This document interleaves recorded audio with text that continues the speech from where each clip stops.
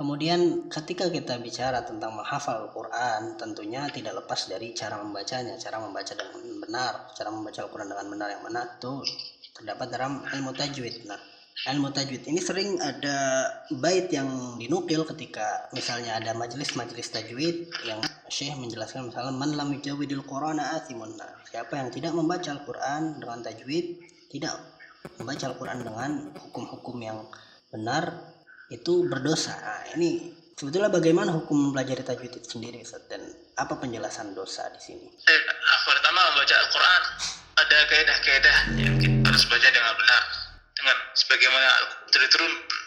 Artinya tidak asal membaca saja, tapi ada ilmunya, ada kaidah-kaidahnya. Karena Al-Quran harus dibaca sebagaimana Allah SWT berfirman, warattilil Qur'ana tartila, dan tartilkan Al-Quran sebenar-benar tartil. Dan makna tartil itu ya artinya seputar baca Al-Quran al-baik dengan benar gitu. Lalu juga hadis mana Rasulullah SAW bersabda, Inna Allah yuhibbu an yuqra al-Quran kama unzil. Allah Subhanahu wa taala itu cinta bil Al-Quran, baca sebagaimana dia diturunkan. Hadis-hadis yang semakna dan ini sangat banyak sekali. Lalu membaca Al-Quran itu atau dikumpulkan, dituangkan dalam sebuah ilmu yang dinamakan dengan ilmu tajwid. Sekarang tentang membaca Al-Quran dengan benar, dengan baik, membaca Al-Quran dengan cara baca, cara pelafatan, sebagaimana Al-Quran diturunkan dengan bahasa Arab, dengan kefasahan gitu, dengan huruf yang jelas, ya. Maka itu tidak diragukan lagi kewajibannya. Kita wajib membaca dengan benar. Nah, lalu terkait dengan baik sering dibawakan wal akhdhu bi tajwid hatta la lam yujawwid al-Qur'an asmu. Membaca Al-Quran dengan tajwid adalah wajib, akan wajib, hatmun lazimu. Man lam yujawwid al-Qur'an asmu. Siapa yang tidak mentajwidkan Al-Quran maka dosa. Maka apa makna di sini? Makna di sini sebagaimana yang diterangkan di awal, yaitu baca Al-Quran dengan baik dan benar. Yang mana tata cara bacanya dalam ilmu tajwid gitu ya. Yang tajwid juga artinya adalah memperbaik, memperindah, memperbagus bacaan. Itu arti tajwid, arti asal dari kata tajwid. Lalu ini jadi buah nama untuk ilmu yang membahas tentang tata cara pengucapan huruf Al-Quran gitu. Nah, apa maksud wajib di sini? Tadi sudah kita bahas, orang baca itu wajib. Jadi bukan wajib belajar tajwid ya. Bedakan antara teori, ilmu tajwid, dia adalah teori, kaidah-kaidah. Tajwid yang tersirat dari namanya, memperbaik, memperindah, itu tajwid amali, tatbiq, praktek. Mana tajwid sendiri atau ilmu tajwid itu adalah ijtihad dari para ulama untuk memudahkan kita mengetahui tata cara membaca benar. Mereka tuang dalam ilmu itu.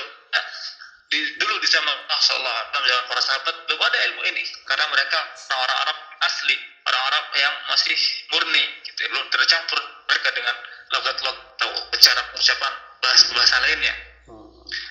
Mereka tidak butuh kepada ilmu ini.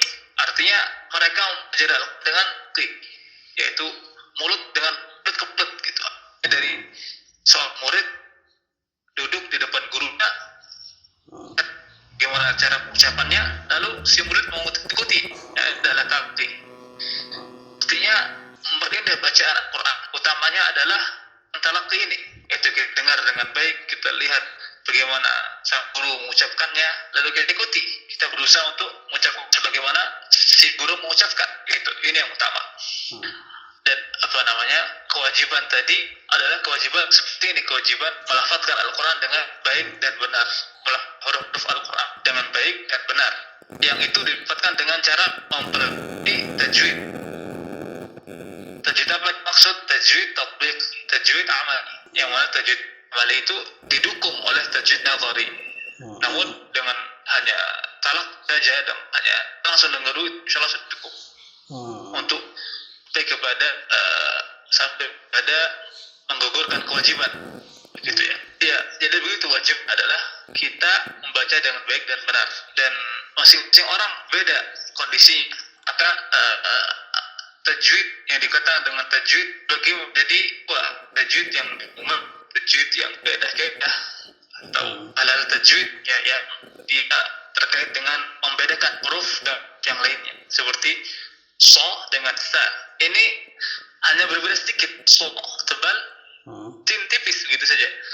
asa yang artinya bermaksiat, menentang, ada wa'ad yang artinya semoga, literally maksudnya. Jadi artinya kalau dibalkan tin maka berubah maknanya. Kita tipiskan maka akan berubah juga maknanya. Gitu. Nah, tajwid yang seperti ini maka wajib. Adapun yang kedua adalah tajwid muhassin, tajwid yang dia pelang, yang perindah, seperti gunnah, insan, harakat gunnahnya terus 2 harakat itu ya, nggak boleh kita lebihkan atau kurangi. Nah, ini diantara yang kaidah-kaidah yang muhassin. Seperti ini ada tafsir bila dilakukan oleh seorang guru saat mengajarkan Al-Quran dia salah tajwid, maka dia berdoa karena dia berkhianat. Artinya dia mengajarkan Al-Quran dengan mengajarkan yang salah, dia tidak amanah dalam mengajar Al-Quran. Adapun dalam hal ini dilakukan oleh orang yang yang dia sudah belajar, dia sudah tahu kaidahnya ya, maka bila dia lakukan itu karena dia sengaja, maka jelas insyaallah tidak apa-apa. Kalau dia lakukan itu karena lisi dia sedang tidak mendukung gitu ya, mungkin dia lagi mau buat cepat mungkin, maka juga tidak masalah. Itu karena dia meremehkan, itu kaidah tak penting saya begini, maka itu bahaya karena dia bisa jatuh dalam dosa, meskipun hal ini tidak seperti pada yang pertama tadi. Adapun untuk dilakukan keumumannya orang, bila orang pada umumnya terjatuh dalam tajwid yang ini, maka dia melakukan yang sempurna, namun dia tidak berdosa. Itu rincian tentang hukum tajwid itu. Yang tadi sudah kita katakan juga bahwa tajwid adalah pengucapannya, bukan kaidah. Ya, kalau kaidah maka itu hanya untuk mendukung, untuk menopang itu ya, praktek pengucapan dari kaidah itu. Jadi yang terpenting dari tajwid itu sendiri adalah prakteknya, tatbiknya. Praktek bagaimana kita membaca Al-Quran dengan benar. Dan berarti seseorang juga harus mengusahakan untuk mencari guru yang mengajari cara membacanya, maksudnya tidak hanya mempelajari teori saja atau mencukupkan dengan teori. Atau yang dimaksud tajwid yang lebih penting di sini adalah ya itu tadi, tata cara membaca atau praktek membaca Al-Quran dengan benar itu. Yang daruri, yang terpenting ya, yang memang tadi diwajibkan untuk dalam mempelajari ilmu tajwid itu sendiri adalah orang memahami tentang bagaimana tata cara membaca Al-Quran dengan benar itu sendiri. Jadi praktek tatbiknya, bukan sekedar teorinya atau tidak mencukupkan dengan teori ya. Bahkan mungkin berarti ketika mencari majelis hendaknya lebih mendahulukan majelis yang memang mengajarkan tatbik ketimbang materi, walaupun memang materi juga dibutuhkan untuk menopang praktek itu sendiri gitu. Iya betul. Antara tajwid amali dan tajwid nazari, keduanya saling berkaitan. Iya. Artinya mungkin untuk hal-hal yang inti, untuk yang tajwid mumayyiz tadi hal sangat jelas, sa tipis, tebal, cukup dengan mendengar saja dia sudah tahu ini tebal, sa tipis, yang itu sudah cukup. Tapi hal-hal yang tajwid yang kedua, yang dia juga wajib untuk orang yang berkecimpung atau antara guru dan gitu ya. Itu dengan teori begitu, dan untuk sampai kepada kesimpulan harus teori. Baik tajwid yang mumayyiz yang muhsin, doanya teori. Untuk sampai ke purnaan, artinya kita mencukup tablik saja, artinya kita belajar tahsin saja, mungkin kita dengar dengan istilah tahsin ya, langsung guru baca kita ikuti tanpa kita tahu ini apa kaidahnya, apa hukumnya, ini apa sifatnya, apa makhrajnya gitu ya. Kita ikuti gitu, maka itu sudah cukup dengan kecil apa buat tajwid yang tadi dan ada tajwid mumayyiz. Namun untuk kesempurnaan tidak bisa, harus dengan nazar di tajwid bersifat free gitu. Jadi intinya juga sekali lagi tidak cukup kita mencukupkan diri, tidak benar kita mencukupkan diri dengan teori tahsin saja, tablik saja. Nah, ini untuk yang tadi sudah saya jelaskan, yang fokus belajar antara ustaz dan muridnya, antara guru dan muridnya gitu ya. Namun untuk keumuman kadar wajibnya seperti tadi, itu kaidah tajwid yang inti, yang yang di pembeda antara satu huruf yang lain, karena kalau itu salah akan maknanya. Wa'asa dibaca wa, berubah jauh maknanya. So itu bermaksiat, wa'asa itu ogah gitu. Artinya jauh sekali lari maknanya, pindah maknanya jauh sekali. Maka itu sangat penting kaidah yang muis tadi gitu, insyaallah.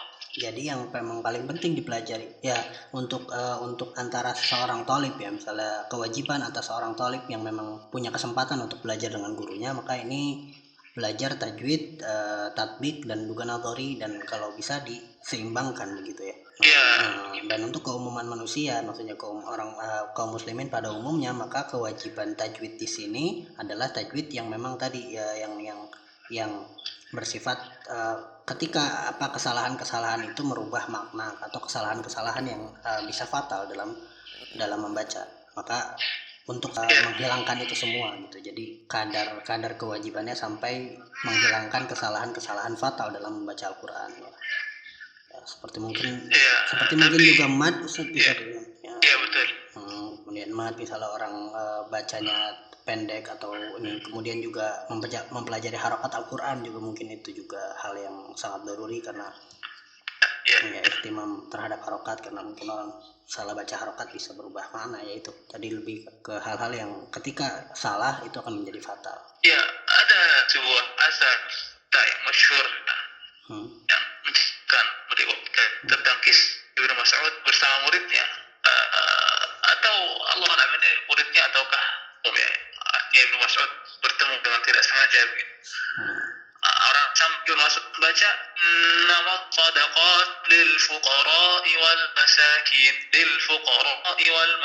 baca pendek atau dua kerja seprima. Maka ditegur dengan tegas oleh Mas'ud, bukan gitu Rasulullah mengajarkan kepada saya. Ditegur begitu. Lalu orang tadi bertanya, lalu gimana wahai Ibnu Mas'ud, Allah mengajarkannya kepada engkau? Lalu mencontohkan. Ya, beliau benarkan dengan kasih contoh. Beliau nggak bilang panjangkan segini, ini segini harokat. Beliau nggak bilang gitu. Tapi beliau benarkannya dengan kasih contoh. Baca nama sadaqatu lil fuqara'i wal masakin dengan memanjangkan maknya. Ya tadi kembali kepada tajwid, kembali dan tabuk tadi, artinya dahulu tidak ada tajwid yang saya maksud tajwid amali dan tajwid nadhari. Mungkin lah ya, artinya zaman dahulu tidak ada teori, tidak ada nazar, semuanya dengan praktek langsung begitu. Dan ini juga kewajiban yang tadi sudah kita singgung, kembali juga kepada kaidah dalam syariat ini, kaidah yang umum bahwa yukallifullahu nafsan illa wus'aha. Allah tidak memberikan tanggungan pada manusia itu dengan tanggungan yang melebihi kemampuannya, yang tidak mewajibkan yang dia tidak mampu begitu. Ini kembali juga kepada kaidah ini, artinya mungkin orang di desa ya, di pedalaman itu dia tidak bisa mendapat guru itu ya, macamnya, maka kembali kepada kaidah ini, la yukallifu nafsan illa wus'aha. Artinya bukan berarti orang yang belum belajar tajwid nggak boleh baca Al-Quran gitu. Nanti orang ada kisahnya juga, cerita teman-teman ya, ada orang tua masjid, dia subhanallah. Nah di sampingnya baca Al-Quran. Mungkin ini bulan Ramadan ya, artinya kita memperbanyak baca Al-Quran. Orang yang baca Al-Quran tanya kepada yang zikir terus tadi, kenapa baca Al-Quran kamu? Karena ini bulan Ramadan, baca Al-Quran juga gitu. Dari tadi sudah berjam-jam zikir aja, baca Al-Quran dong gitu. Orang tadi jawab, ngapain saya baca Al-Quran? Saya berdosa nanti. Saya belum belajar tajwid, baca Al-Quran, saya dosa nanti. Nah, ini juga salah. Begitu, artinya agar tidak disalah fahami ya tentang kewajiban tadi. Wajib itu kita wajib berusaha baca dengan kemampuan kita. Yaitu kita tidak meremehkan, yang meremehkan dengan nggak mau belajar. Ya. Dan sekarang fasilitas belajar itu sangat mudah sekali.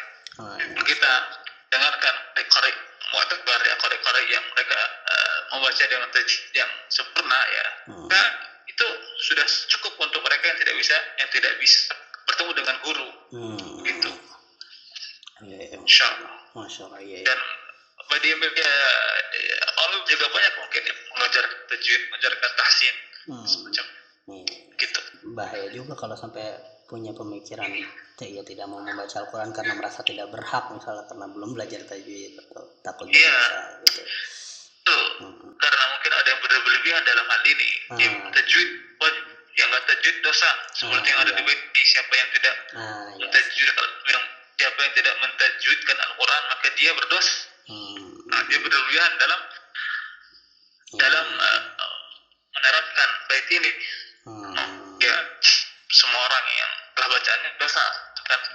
Dia juga salah. Ya kita tengah-tengah, kita tadi mengkaitkan dengan kaidah yang lain juga bahwa la yukallifullahu nafsan illa wus'aha. Masya Allah.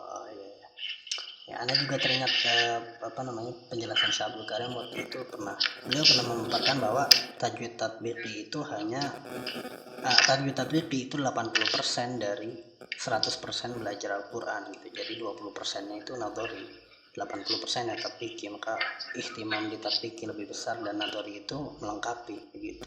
Karena beliau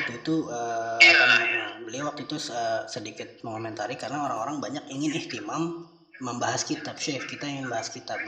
Padahal ya sudah beberapa kali khatam, bahkan kitab tajwid nadhari itu, maksudnya kitab-kitab teori tajwid sudah beberapa kali khatam gitu, bahkan mungkin banyak yang mendapatkan sanad, tapi tidak justru menghindari majelis tatbiqi, majelis tahsin itu sendiri. Maka beliau mengeluarkan penjelasan itu tatkala itu, dan harus kita pahami juga betapa pentingnya.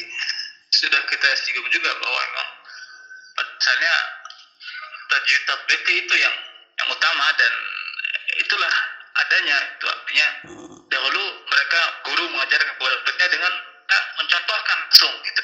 Itu kan tatbiqi, mencontohkan langsung. Karena mereka jelaskan kaidah ini begini. Kalau ada juga kebalik masing-masing ya buat si belajar itu yang sedang belajar. Kalau dia orang tua misalkan dijelaskan teori juga dia nggak mungkin kurang gitu sih. Agak langsung saja dicontohkan. Mungkin yang masih muda, yang masih usia remaja mungkin dia tahu dengan kadar yang dia butuhkan gitu, dari tajwid nadhari, kaidah itu. Intinya ya dua-duanya penting dan kembali kepada kondisi masing-masing gitu. Kita mengatakan penting, yang penting saya bagus, kalau saya belajar kaidahnya, yang penting suara saya bagus, huruf saya bagus, itu juga salah. Karena tadi sudah kita simak juga nggak akan sempurna. Kita nggak sempurna bacaan kita baca sebagaimana Al-Quran kan gitu ya, dengan kesempurnaan. Kecuali kalau kita belajar kaidah tajwid atau tajwid nadhari gitu. Jadi ya itu tadi, tajwid nadhari dan tatbiqi ini bukan dua hal yang harus diambil salah satunya, tapi memang saling melengkapi gitu kan. Cuma kalau dari segi daruri atau didahulukan, yang lebih pentingnya itu tentunya tajwid tatbiqi itu sendiri, karena memang asalnya pun tajwid tatbiqi itu sendirilah yang ada gitu sebelum adanya teori. Tapi teori ini memudahkan kita, dan kalau memang kita punya kesempatan untuk mempelajari tajwid nadhari secara detail, ya itu lebih baik gitu, lebih bagus, dan akan memudahkan kita ke depannya. Masya Allah. Nah, ini kita sudah membicarakan tentang tajwid tahsin. Nah, ada orang-orang juga yang menanyakan bagaimana apa yang kita mulai dengan mana yang didahulukan, menghafal Al-Quran dulu atau belajar tahsin dulu? Ya tahsin, praktek. Ya tajwid tatbiqi kan. Itu kan saat kita belajar huruf hijaiyah, saat kita melakukan huruf hijaiyah ba, ta. Ini kan kita sedang belajar tajwid sama saja. Belajar tatbiqi. Kita kalau kita bilang pa salah kan, nggak ada guru. Oh benar pak, benar. Tapi harus ba gitu. Artinya ini tajwid tatbiqi tadi. Jadi lebih mana ya tatbiqinya yang seperti ini, ya ini yang benar ya, hal yang dasar. Jadi hal yang dasar dia harus belajar dulu agar dia salah nanti baca Al-Qur'annya. Baca pa, fa dibaca pa, misalkan. Ya kan, fa ilui dibaca fa ilui misalkan. Itu kan karena dia belum belajar tadi, sehingga dia baca Qur'annya jauh. Sangat ya kalau kesalahannya lahdul jali, kesalahan yang besar, yang fatal, yang akibatkan kepada perubahan makna, itu akan sangat fatal akibatnya. Iya, lalu ketika dia sudah mempelajari hal-hal yang besar ya, artinya dia sudah bisa membedakan satu huruf dengan yang lainnya, maka ya dia artinya dia sudah selamat dari kesalahan-kesalahan yang fatal gitu ya. So, bisa mulai menghafal. Lalu dibarengi juga Quran atau kerasian bacaan dia dengan yang ada gitu. Bisa dia menghafal tetap gitu. Artinya kalau kita tunggu sampai 100% atau sampai kuat nilai 100 gitu ya, dan kita ya akan hambat proses menghafalnya. Kecuali yang belum selamat atau belum benar hal-hal yang bila salah, maka itu kesalahan yang jeli gitu. Tajwid yang mumayyiz tadi, dia belum bisa bedakan dengan so, dia belum bisa menambahkan so-nya fa, dia belum bisa bilang mengucapkan huruf fa, dia terus misalkan. Ini harus tidak sampai huruf tersebut huruf fa misalkan dari dia ucapkan fa, dia sudah mulai sedikit ada suara fa sedikit gitulah. Artinya sudah bisa dikatakan fa, maka yang itu sudah cukup. Dan ini cukup pada kondisi masing-masing ya. Artinya kalau kita mutlakkan harus benar dulu semuanya, ini juga salah. Atau kita mutlakkan juga silakan hafal. Gitu. Nggak perlu belajar tahsin. Nanti aja kalau baiki enggak. Ya keduanya berjalan ya, kecuali hal-hal yang ini tadi ya, tajwid yang atau dia menjadi pembeda antara satu huruf dan huruf yang lainnya. Kesalahan pada kesalahan fatal. Allah. Jadi mungkin bisa dikatakan diawali dengan mempelajari tajwid yang tadi doruri, yang memang menghindari kesalahan-kesalahan fatal tadi. Kalau kesalahan-kesalahan fatalnya setidaknya sudah terhindar, baru sambil jalan juga sambil menyempurnakan lagi di bacaannya, disempurnakan kemudian sambil menghafal. Ya, gitu. Gitu ya. Ya kembali ke masing-masing juga ya. Dia masih kecil, artinya dia sebulan 2 bulan sudah cukup untuk nilai tinggi gitu di bacaannya. Artinya kalau dia menghafal nanti dia sudah fokus belajar. Ya. Nah, saat ini yang terakhir ya. Jadi bagaimana kiat-kiat menjaga hafalan Al-Quran? Ya dengan banyak mengulang ya tentunya, dan juga meresapi maknanya itu. Karena kalau kita hafal dengan tahu maknanya, akan semakin kuat hafal kita, dan kebanyakan mutasyabih ya kan. Di Al-Quran tuh ayat-ayatnya banyak ya. Kemudian ayat itu karena kita nggak paham Arab, nggak paham artinya. Gitu. Kalau paham artinya, insya Allah betul hal-hal yang tadinya mirip, kita sering tertukar gitu ya. Jadi mungkin dalam itu dilancar dan tidak tertutupi. Gitu. Jadi itu ya, banyak mengulang dan juga berusaha memahami maknanya. Bisa dibilang kuncinya mungkin dengan banyak murojaah dan mempelajari bahasa Arab ya, untuk menguat juga. Iya, tesnya bahasa Arab, lalu kemudian sangat baik juga memperdalam kepada tafsir. Dia baca tafsir yang ringkas dahulu, lalu tafsir yang mungkin luas pembahasannya agar ya Al-Quran kalau digali maknanya nggak habis-habis ya. Nggak ada habisnya Al-Quran kalau digali maknanya. Artinya dia tidak berarti kepada makna yang harfiah saja, mungkin harfiah secara huruf ini gitu, tapi dia juga pada makna yang dia sudah penjelasan lengkapnya begitu. Dia yang ada di kitab tafsir begitu lah.